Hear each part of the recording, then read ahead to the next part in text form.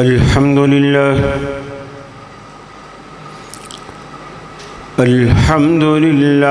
अहमदुहु व हुवल महमूद अबदन अबदा व अस्तईनुहु व हुवल मुनइमुल मौला व निअमन नसीर मुअय्यदा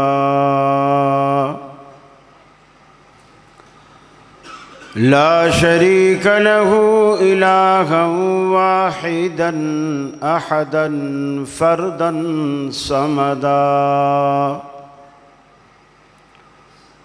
व अशहदु अन्न सय्यदना मुहम्मदन अब्दुहु व रसूलुहु नबिय्युम मा ज़ल्ल व मा गवा व मा यंतिक़ु अनिल हवा फ़सल्लल्लाहु अलैहि व बारक व सल्लम व अला आलिहि व अस्हाबिहि व अज़वाजिहि सलातन दाइमन सरमदा अम्मा बाद फ़अऊज़ु बिल्लाहि मिनश शैतानिर रजीम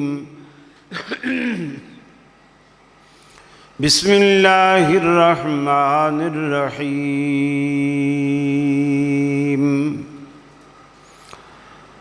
या अय्युहन्नासु दुरिब मसलुन फस्तमिऊ लहु इन्नल्लज़ीन तदऊन मिन दूनिल्लाहि लन यख्लुक़ू ज़ुबाबन वलव इज्तमऊ लहु व इन यसलुबहुमुज़्ज़ुबाबु शय'अन ला यस्तनक़िज़ूहु मिन्हु ज़अफ़त तालिब वल मतलूब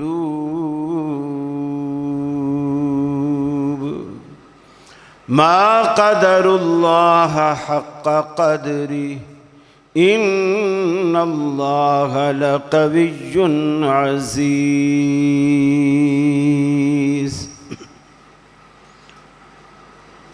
वक़ाल अल्लाहु तबारक व तआला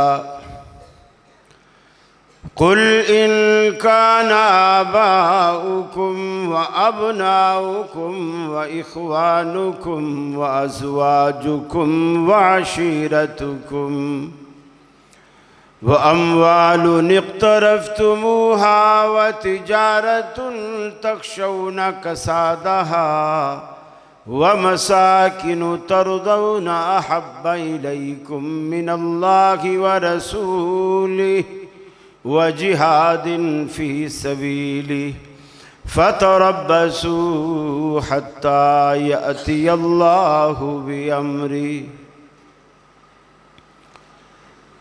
वाजिबुल एहतराम उलमाए किराम,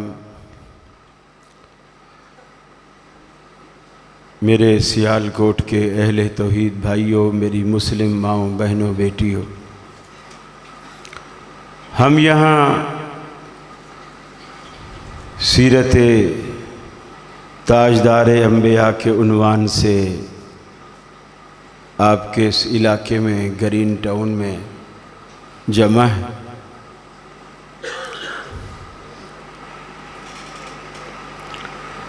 अल्लाह ताला मुझे हक़ कहने की और हम सबको हक़ पे अमल करने की तौफ़ीक़ अता फरमाए। रसूल अकरम सल्लल्लाहु अलैहि वसल्लम की ज़िंदगी का जो पहला चैप्टर है, जो पहला बाब है, वो रसूल अकरम सल्लल्लाहु अलैहि वसल्लम ने अक़ायद बातिला का रद्द फरमाया, शिर्क का रद्द किया। आज हमारे यहाँ तो ये मशहूर है कि मियाँ मिलजुल के रहो, मोहब्बत से रहो, प्यार से रहो, अपना अकीदा छोड़ो नहीं और दूसरे का छेड़ो नहीं।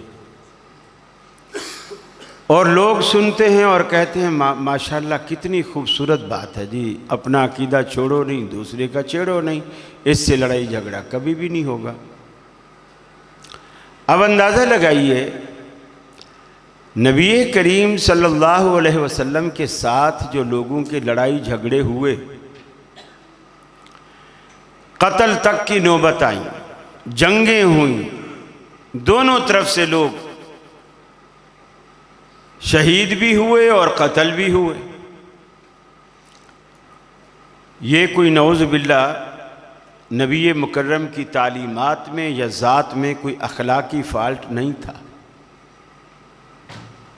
ये वही चीज़ थी कि सबसे पहले आपने मुशरिकीन मक्का के अकीदों को छेड़ा। जब मुशरिकीन मक्का के अकीदों को छेड़ा तो बात में तलखी पैदा आ गई, खुद ब खुद पैदा हो गई।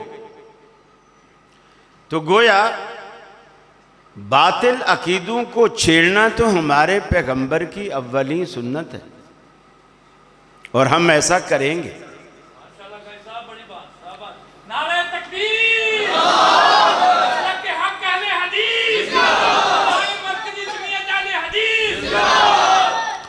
हम कितने भी अखलाक वाले हो जाएं, नबी से ज्यादा बाअखलाक तो नहीं हो सकते ना। जब आपने वो तालीम दी अखलाकियात में रहकर, लोग फिर भी लड़े, तो हम उनसे मीठे तो नहीं हो सकते ना। हम उनसे ज्यादा अखलाक, आप तो मुअल्लिम अखलाक, आप अखलाक पढ़ाने वाले, सिखाने वाले, अखलाकियात के उस्ताद हैं। और रसूल अकरम सल्लल्लाहु अलैहि वसल्लम ने मक्के में पूरे 13 साल लगाकर लोगों के दिलों की ज़मीन बनाई, फिर उसमें तौहीद का, ईमान का बीज बोया। तो 13 साल ज़मीन बनाने में लगे। हर बीज हर ज़मीन में नहीं उगता। किन्नू आपके भलवाल में होते हैं, कराची में नहीं होते हैं। नारियल कराची में होते हैं, आपके सियालकोट में नहीं होते हैं। पपीता भी सिंध की पैदावार है, आपके यहाँ शायद कोई इक्का दुक्का होता हो, वहाँ बागात हैं पपीतों के। हर फल के लिए, हर दरख्त के लिए, हर बीज के लिए अलग तरह की ज़मीन चाहिए। ईमान का बीज बोने के लिए भी एक ज़मीन चाहिए, और वो ज़मीन नबी करीम सल्लल्लाहु अलैहि वसल्लम ने 13 साल तक बनाई। 13 साल। जब ज़मीन बन गई तो क़यामत तक जितना इस्लाम नाजिल होना था, अल्लाह ने 10 सालों में उतार दिया। 10 सालों में उतार दिया। इसीलिए अकीदे में अगर खराबी लेकर, दो चीज़ें अकीदे को ख़राब करती और ये दोनों आपस में बहन भाई का रिश्ता रखती। एक शिर्क है और एक बिदत है। मुझे सच्ची बात है, दिली तौर पर मुझे कोफ्त होती है, जो हमारे यहाँ भी कहते तो हैं हम कि अब अगर कोई ये मेरी वीडियो कहीं शेयर करे और ऊपर लिख दे 12 रबीउल अव्वल ईद मिलादुन नबी के मौके पर काली खलील का खिताब, हमारे लिए टीवी पर जवाब देना मुश्किल हो जाता है। आपने तो हमें फंसा के रख दिया। यानी मुझे बताइए, वो अगर जलूस निकालें तो वो बिदत है, हम जलसा करें तो ये ऐन ईमान है। दिन वही है, तारीख वही है, मौका वही है। तो ये मिलाद मनाना नहीं तो और क्या है? मिलाद मनाना और किसे कहते हैं? मिलाद को कोई सींग लगे हुए होते, यही मिलाद मनाना है। आपने देगें भी पकाई हैं, मैंने देखा सजूकी से उतरी हुई। फर्क सिर्फ ये है, वो हरी पगड़ी वालों ने पकाई हैं, ये नंगे सर वालों ने पकाई हैं। देगें तो दोनों जगह पक रही हैं, बट भी दोनों जगह रही हैं, जलसे भी दोनों जगह हो रहे हैं, खाया भी दोनों जगह जा रहा है, लेकिन वो बिदती हैं, हम सुन्नत वाले हैं। ये जो इस फिक्र को बदलो।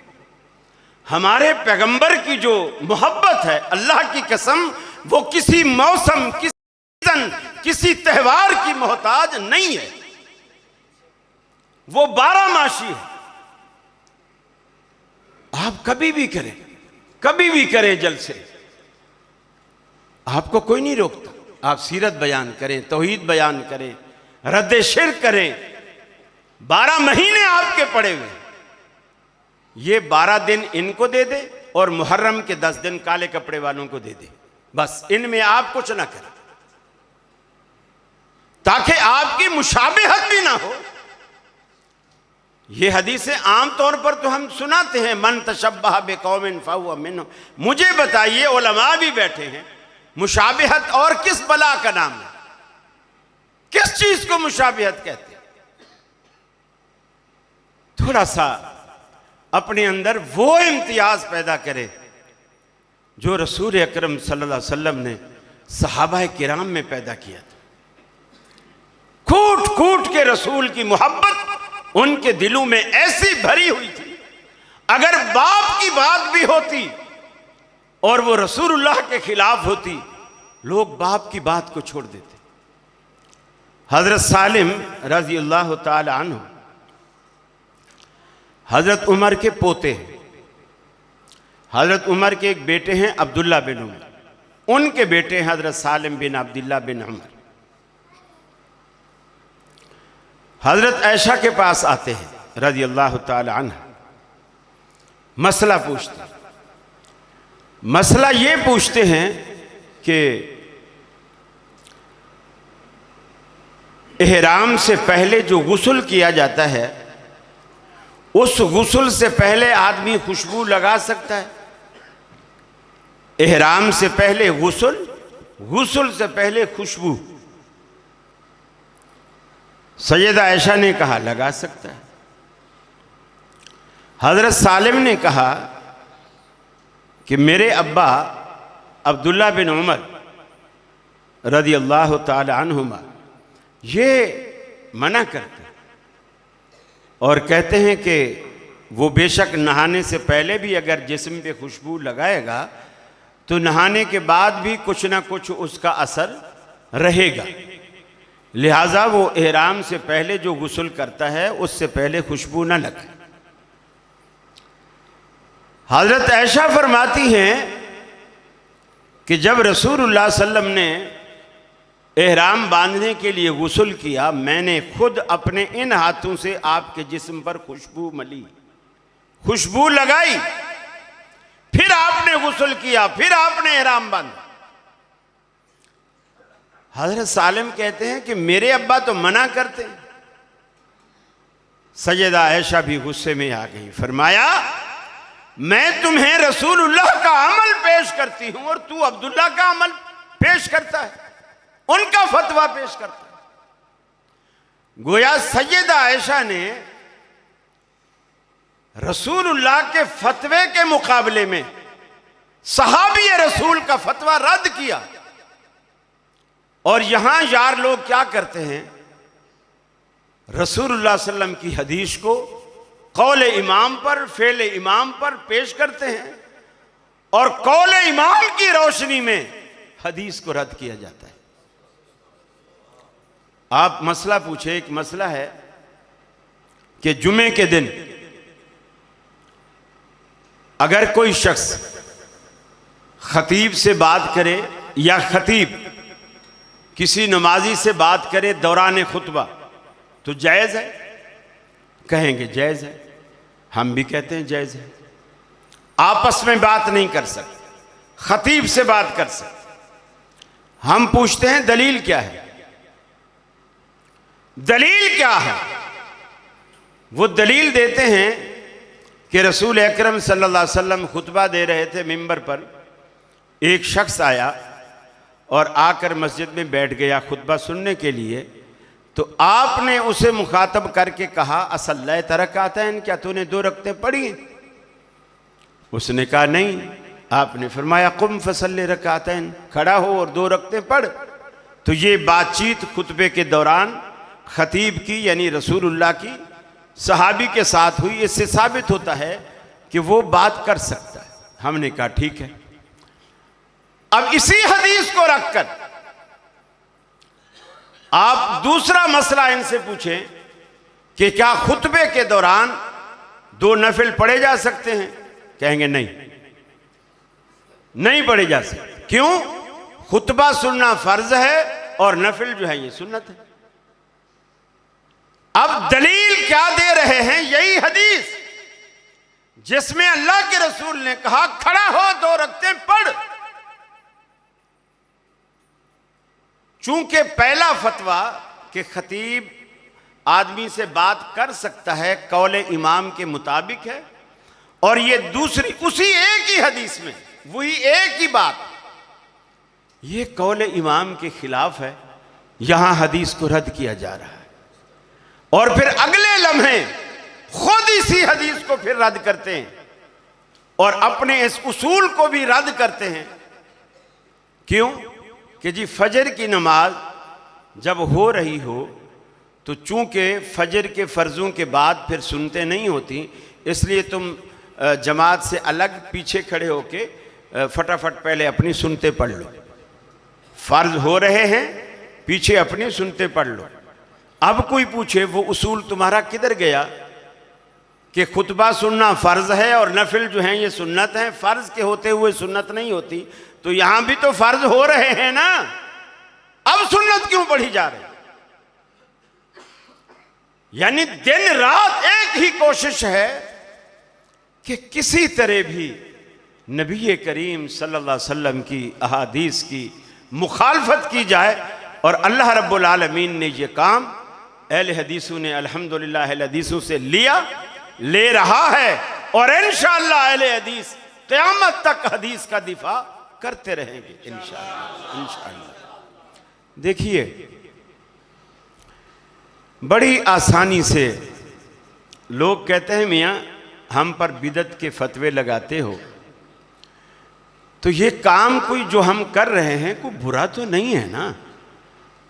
अगर नबी की मिलाद वाले दिन, विलादत वाले दिन अगर हमने कोई नात पढ़ ली, कोई वाज कर लिया, कोई चीज़ कर ली, तो ये कोई बिदत है?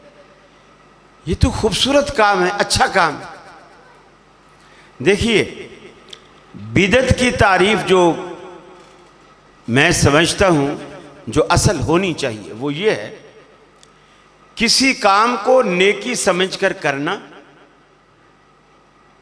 और उसका नेकी होना शरीयत से साबित ना हो, या किसी काम को सवाब समझकर करना और उसका सवाब होना शरीयत से साबित ना हो, या किसी काम को गुनाह समझकर छोड़ना और उसका गुनाह होना शरीयत से साबित ना हो, ये काम बिदअत है।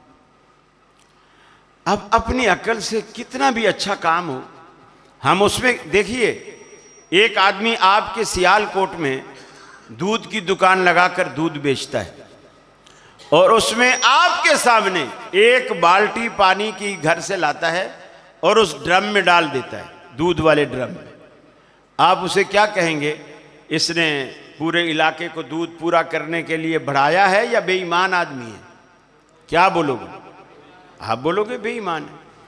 और अगर कोई आदमी सऊदी अरब में दूध की दुकान लगाता है और उसमें जमजम डालता है, आपके सामने बिल्कुल जमजम से जमजम की बाल्टी लाया और आकर के उस दूध में डाल दिया, फिर आप क्या कहेंगे? ये बेईमानी कर रहा है, मिलावट कर रहा है, या कहेंगे सुभान अल्लाह, ये तो जमजम वाला दूध बेचता है, इसका तो दूध भी महंगा होना चाहिए,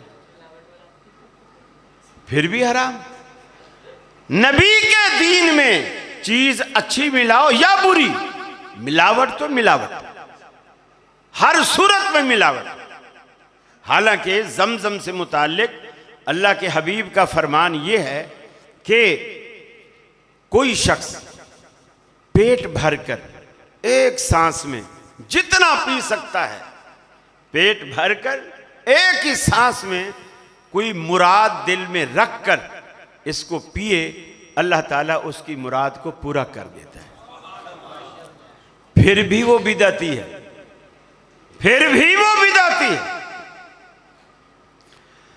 फरमाया या अय्युहन्नासु दुरिबा मसलुन फस्तमिऊ लह।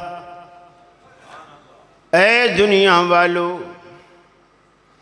अल्लाह रब्बुल आलमीन तुम्हारे लिए एक मिसाल बयान करता है, उसे कान लगा कर सुनो। फस्तमिऊ लह, उसे तवज्जो से सुनो। रब्बुल आलमीन आपको एक मिसाल बयान करता है। इन्नल्लज़ीना तदऊना मिन दूनिल्लाहि लन यख्लुकू ज़ुबाबा। जिनको तुम अल्लाह के सिवा पुकारते हो वो इतने कमज़ोर और बेबस हैं। लन यख्लुकू ज़ुबाबा, वो एक मक्खी भी बनाने पे आए तो नहीं बना सकते।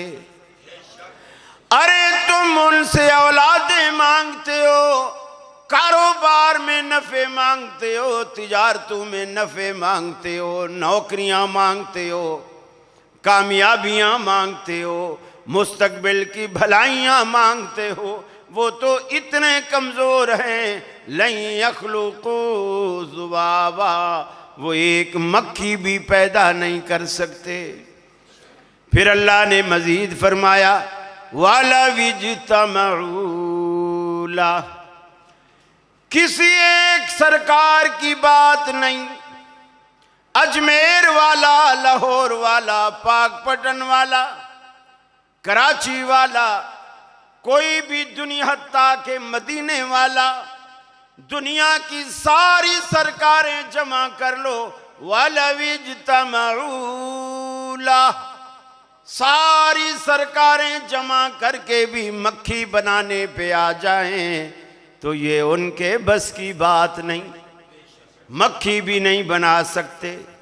अल्लाह ने आगे दूसरी बड़ी बात इनको जलील करने के लिए जो कही, यस्लुबहुमुज़्ज़ुबाबु शैया, अगर वो हकीर सी मक्खी इनकी प्लेट से खाने का कोई जर्रा, ग़िज़ा का कोई जर्रा उठा करके ले जाए और ये उससे वापस लेना चाहें तो मक्खी से सूजी का वो दाना भी वापस लेने की ताकत नहीं रखते।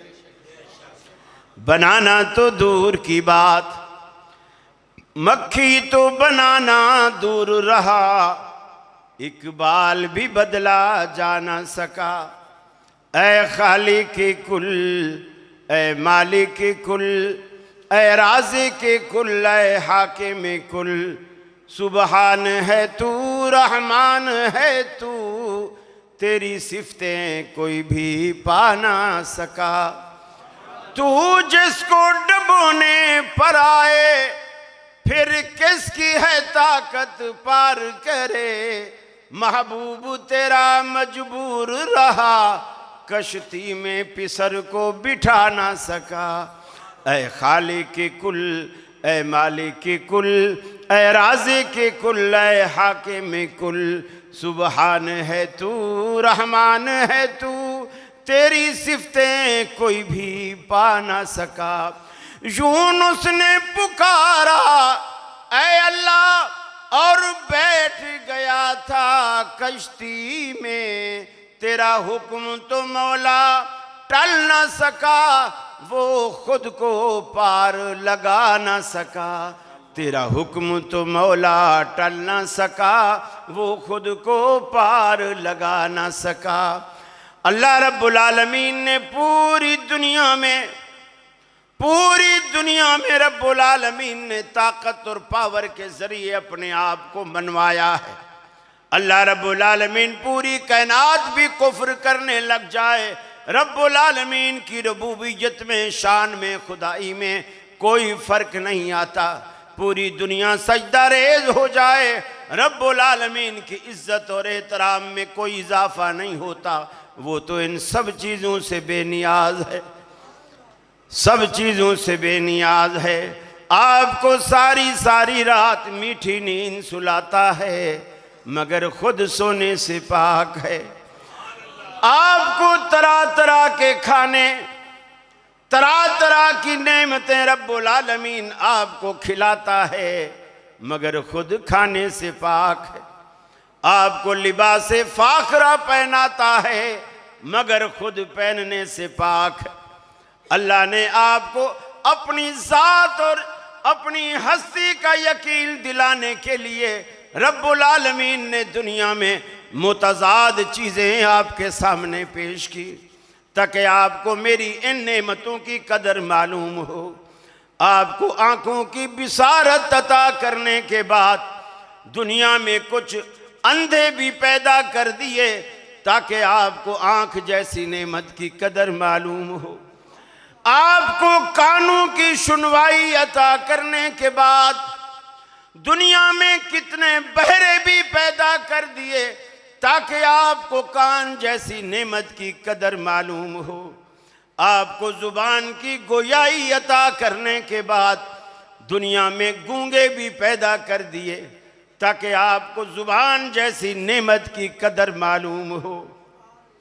आपको हाथ और पाँव की सलामती अता करने के बाद दुनिया में कितने लंगड़े और लूले भी पैदा कर दिए ताकि आपको हाथ पाँव की सलामती की कदर मालूम हो।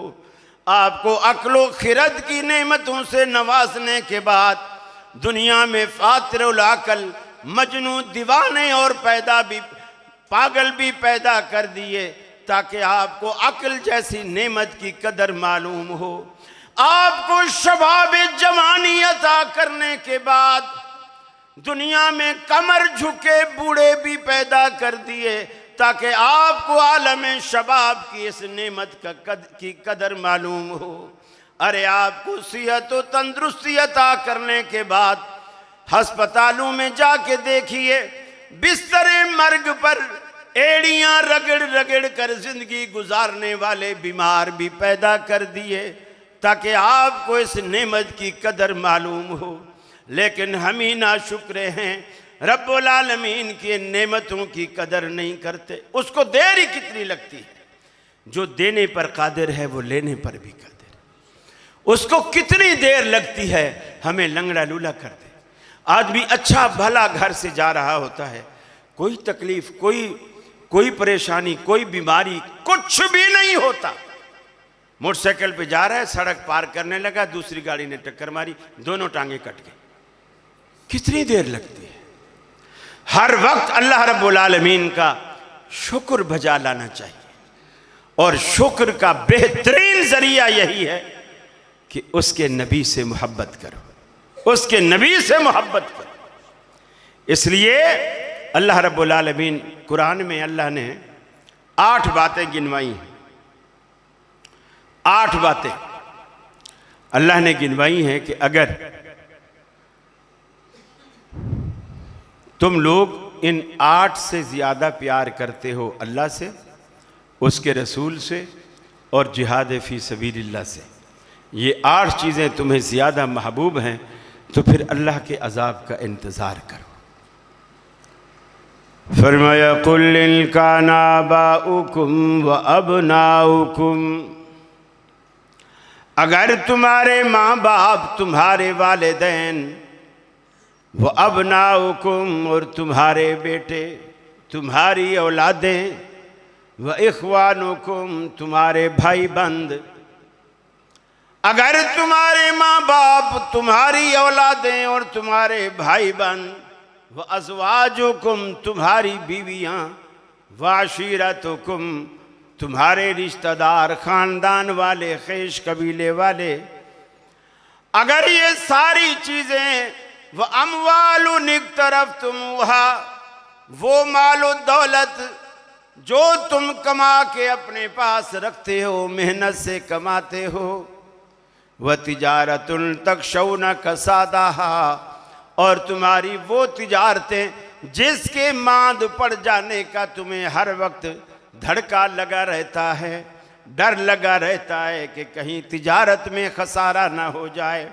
व मसाकिनु तरदौनहा, और तुम्हारे वो घर जो तुम्हें बहुत महबूब हैं, तुम्हारे महल्लात, चाहे वो झोंपड़ियाँ ही क्यों ना हों, इंसान को अपना घर, मट्टी की दीवारों से भी इंसान को प्यार हो जाता है।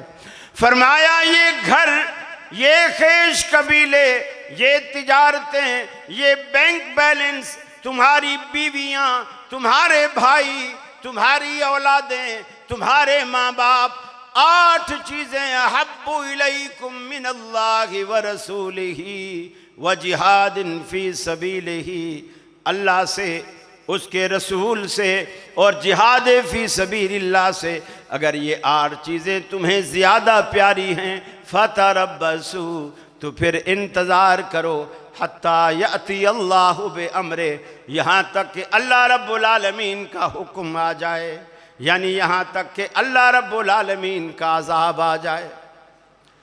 आज दुनिया में किस किस को रसूल अकरम से मोहब्बत, अपनी औलाद से, अपने माँ बाप से, जिसके बारे में खुद रसूल अकरम ने फरमाया, ला युमिनु अहदुकुम हत्ता अकूना हब्बा इलैहि मिन वालिदिही व वलदिही वन्नासि अजमईन, फरमाया जब तक मैं मोहम्मद तुम्हें तुम्हारे माँ बाप से, तुम्हारी औलादों से, तुम्हारे दोस्तों से, दुनिया भर के लोगों से जब तक मैं महबूब ना हो जाऊं, तब तक फरमाया तुम मोमिन नहीं हो सकते, मोमिन हो ही नहीं सकते, दावा ही नहीं कर सकते मोमिन का।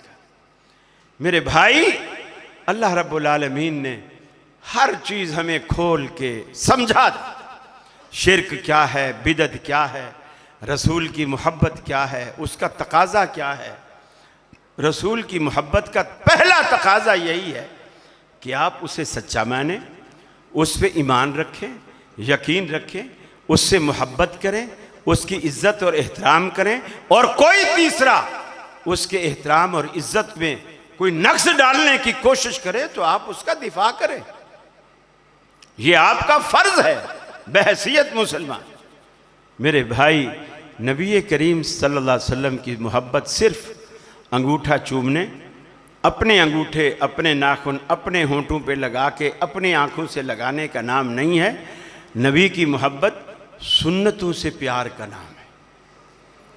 आपने फरमाया मन हब्ब सुन्नती फ़क़द हब्बनी व मन हब्बनी कान मइय फिल जन्नह, फरमाया जिसने मेरी सुन्नत से प्यार किया उसने गोया मुझसे प्यार किया, और जिसने मुझसे प्यार किया काना माइया फिल जन्नह, जन्नत में मेरे साथ साथ होगा, जन्नत में मेरे साथ साथ। मेरे भाई, मगरिब का टाइम होने वाला है, कितना टाइम है? बस ठीक है, इतना टाइम तो लोगों को वुज़ू भी चाहिए। अल्लाह रब्बुल आलमीन से दुआ है जो कुछ कहा। कितना टाइम बाकी है?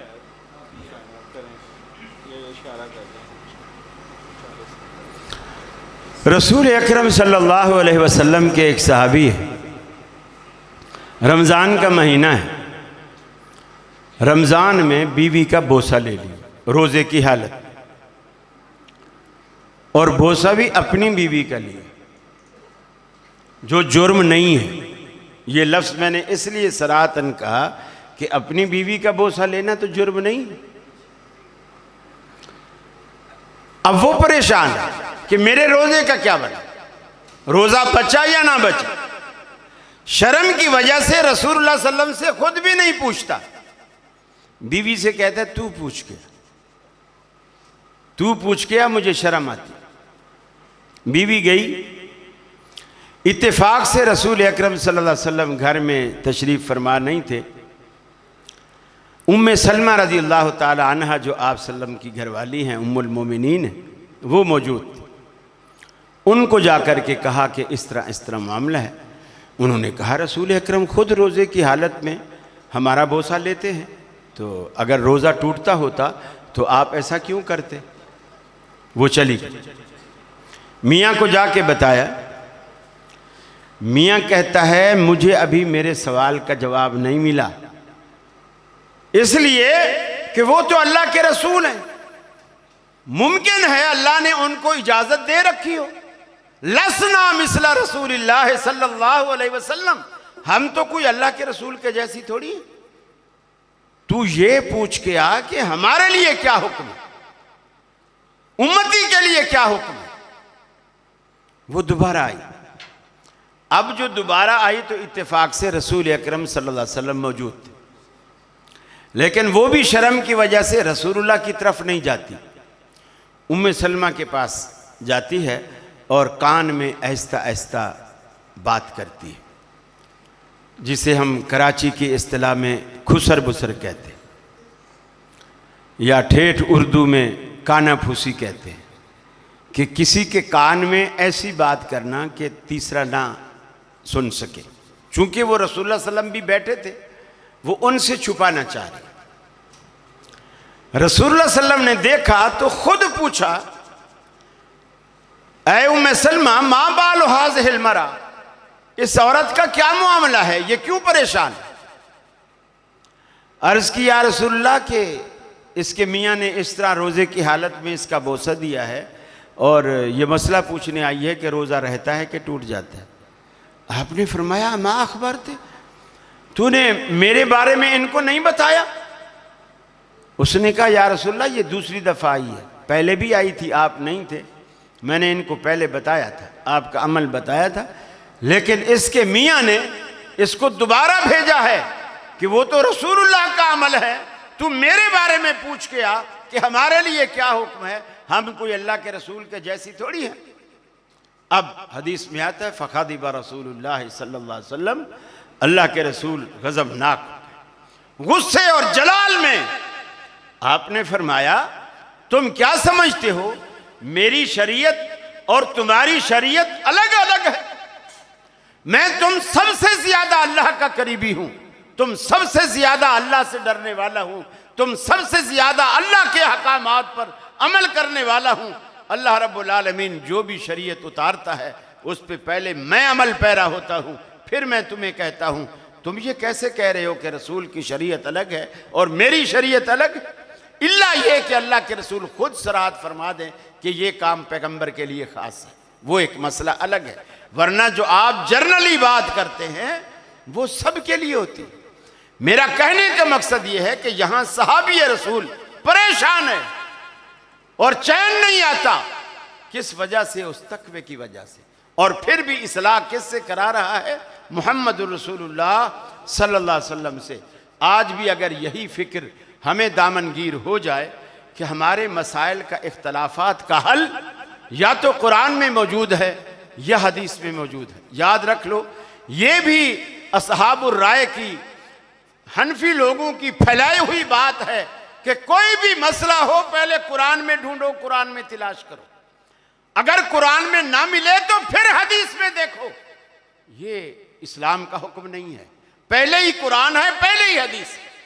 मुफ्ती के जहन में सवाल सुनते ही जो दलील पहले आ जाए, चाहे हदीस की आ जाए चाहे कुरान की आ जाए, वो दे दे, मसला बयान कर।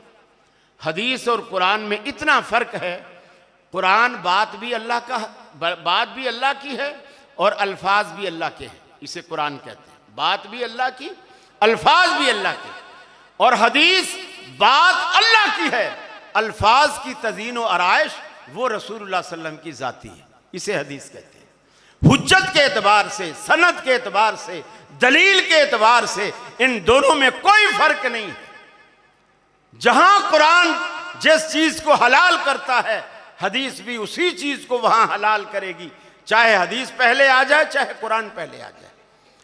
एक बस्ती में एक औरत फौत हो गई, एक औरत फौत हो गई और उसको नहलाने वाली पूरे मोहल्ले में एक ही औरत। ऐसा होता है बाज़ दफ़ा किसी मौज़िन साहब की बीवी नहलाती है मैयतों को, जो औरतों की होती हैं, या किसी इमाम साहब की बीवी नहलाती है।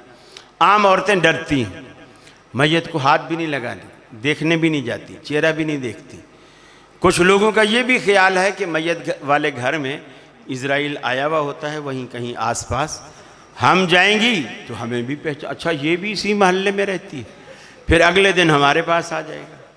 तो वो मुंह छुपाती हैं, मैयत के वहाँ नहीं जाती, ताकि इज़राइल को हमारी शक्ल का, हालांकि इज़राइल शक्लें देख कर नहीं आता, वो लिस्ट लेकर आता है, उसका निज़ाम ही अलग है। तो औरत फौत हो गई, उसे गुस्ल देने वाली जो औरत थी वो हालत हैज़ में थी।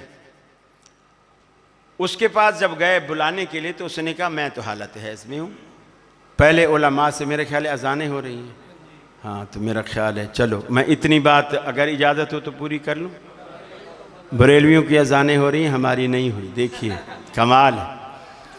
तो उस औरत ने कहा मसला पूछो। अब मौलवियों से मसला पूछा, कोई कहे जी दे सकती है, दलील क्या है, दलील किसी के पास नहीं, कोई कहे नहीं दे सकती। इसी तरह करते करते ज़ोहर, इमाम अबू सौर रहमतुल्लाह अलैह बड़े जलील कद्र मुहद्दिस थे अपने दौर के, नमाज़ पढ़ाने के लिए जैसे मस्जिद में इंटर हुए तो लोगों ने घेर लिया। हज़रत नमाज बाद में पढ़ाइएगा, मैयत सुबह से घर में पड़ी हुई है, नहलाने वाला कोई नहीं, एक औरत है नहलाने वाली, वो हालत हैज़ में है। वो कहते हैं मुझे मसला बताओ कि मैं इन हाथों से नहला सकती हूँ या नहीं नहला सकती। उन्होंने कहा नहला सकती। ये इस्तेहज़ार भी अल्लाह की एक नेमत है। उन्होंने कहा नहला सकती है। बोला दलील, बोले बुखारी शरीफ की वो रिवायत है, अल्लाह के रसूल ने वज़ू किया, वज़ू फरमा कर खड़े हुए और आयशा से कहा वो जाए नमाज मुझे उठा दो। हज़रत आयशा ने कहा या रसूलल्लाह मैं तो हालत हैज़ में हूँ, जाए नमाज तो पाक कपड़ा है, मैं उसे कैसे हाथ लगाऊं। आपने फरमाया इन्ना हैज़ा तक लैसत फी यदिक, हैज़ तो तेरे हाथों में नहीं लगा हुआ, उठा के दे। हज़रत आयशा ने जाए नमाज उठा के दी। वैसे भी हैज़ के दिनों में औरत घर में आटा नहीं गूंथती, सालन नहीं पकाती, रोटियां नहीं पकाती, हम नहीं खाते। जब हाथ से वो काम करती है, रोटियां आटा हराम नहीं होता, तो मैयत को भी नहलाया जा सकता है।